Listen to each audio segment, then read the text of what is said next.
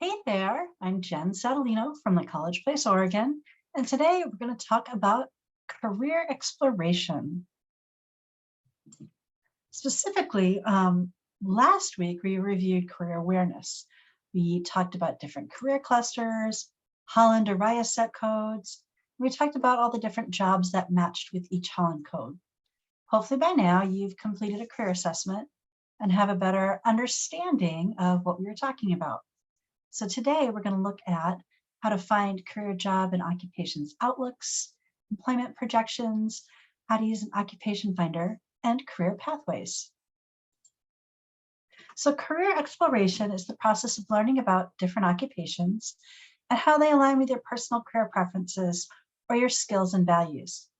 Usually you'll explore careers after you identify your career preferences through a self-assessment. The most current information we have is from 2018. Now, this has probably changed somewhat, if not a whole lot, due to the pandemic, but we're waiting for additional data to come out. When we take a look at the National Job Outlook, we see that 52% of jobs require skills training, and they define that as skills training being education or training beyond high school, but not yet a four-year degree. Right now, only 32% of jobs in America require a four-year degree. That leaves about 16% of jobs in America that require a high school diploma or a GED. Now, as you can see in the chart on the right, that we have 37% of workers with a four-year degree and only 32% of the jobs available. In contrast to that, we have 43% of workers in skills training occupations when we need 52%. Occupations that require a high school diploma or a GED sit at about 16%, while 21% of workers fall into that category. Let's take a look at the graphics here. In the state of Oregon, 50% of jobs require skills and training beyond high school, but not a four-year degree. 33% of jobs require a four-year degree, and 18% of jobs require a high school diploma or a GED. And you can see again, we have an abundance of workers with four-year degrees, 37%, versus jobs that require four-year degrees, or 33%. And we have more jobs requiring that skills training, somewhere between high school graduation or GED and a four-year degree, at 50% of our jobs, but only 45% of our workforce has that training. Now, this information is from the U.S. Bureau of Labor and Statistics. It's a list of the 20 occupations with the highest projected numeric change in employment. So this isn't percentages, this is just the numbers of people that will be required.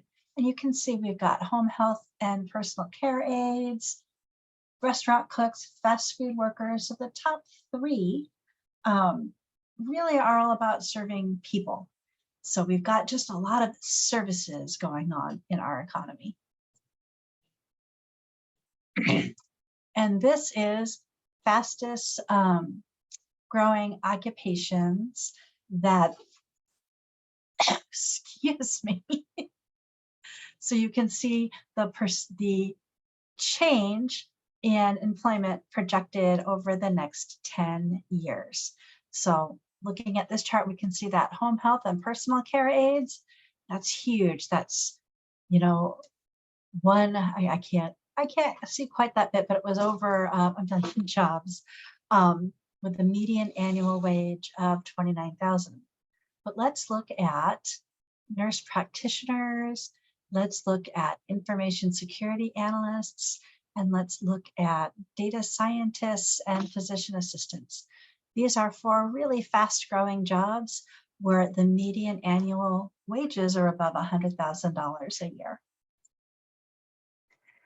Now, do you ever see a really nice looking car on the road and you think, I wonder what they do for a living? Well, you might never know, but here is a look at the highest paying jobs in the United States. Now, this is not the full list, and I'll show you the rest of the list in just a slide, but these are the highest paying jobs. And I don't think it's a surprise that the top of this list is really dominated by people in the healthcare professions, both doctors, dentists, and nurse anesthetists. And here's the remainder of that high-paying list. We've got CEOs, we've got pilots, computer and information systems managers, architecture and engineering managers, marketing managers, and judges. Now, we've talked about the National and Oregon Occupation Outlook. We've talked about the fastest growing occupations, and we've talked about the highest paying ones. But think about other things that you want to know about a career. I've got some answers for you. So this occupation finder is wonderful. So if you go to this link, www.els.gov/OOH/occupation-finder.htm, you can put in the name of an occupation. You can find things such as what they do, the duties and responsibilities, the work environment, what you need to start in this particular career, whether it's training, it's a degree, it's a license, it's certifications. They'll talk about pay, job outlook, data specific to the state and the area of the state that you're in. And then maybe some similar occupations. You might realize once you've read this that it sounded good, but it's not quite right, but you're on the right track. So you can look at occupations that are similar and click on each one to find more. So let's take a look at computing and engineering. Remember we had those 16 career clusters? This is one of them. So right now we're in STEM, we're in computer and engineering.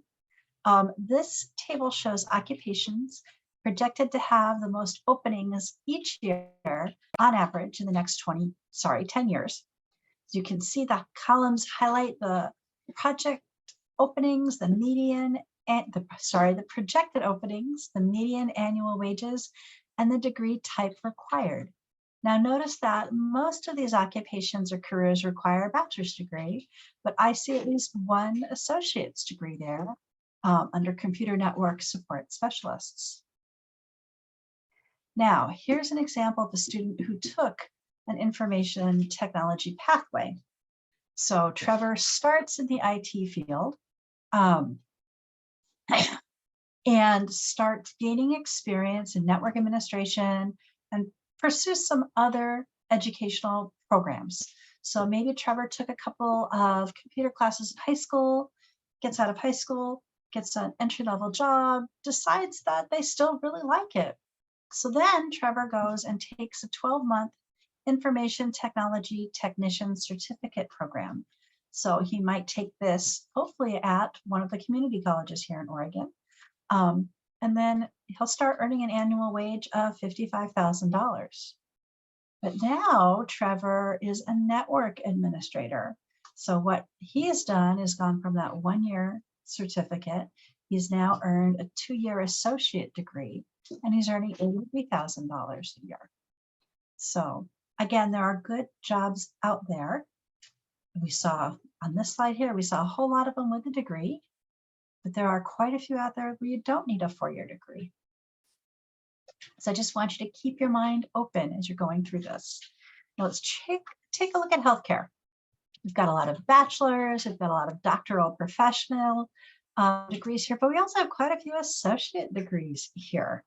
So there's a lot of different, some master's degrees, just a lot of different educational options if you're interested in healthcare.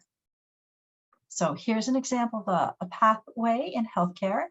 So Penny starts working in the medical field. She's making money and gaining experience, and she might actually have some education benefits from her employer. So she's been working. She gets a 9-month medical assistant diploma program, and then suddenly her salary goes up to $35,000 a year.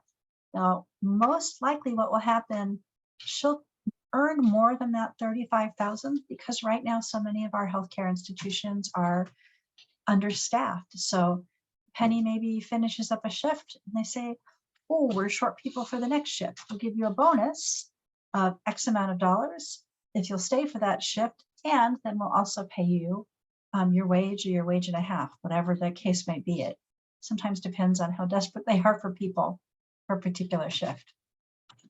Now, Penny is very, very happy as a medical assistant, but she's really, really always wanted to be a nurse. And so then what she can do now is complete a 2-year or 24-month registered nursing associate degree. And now her salary jumps up to $73,000 annually.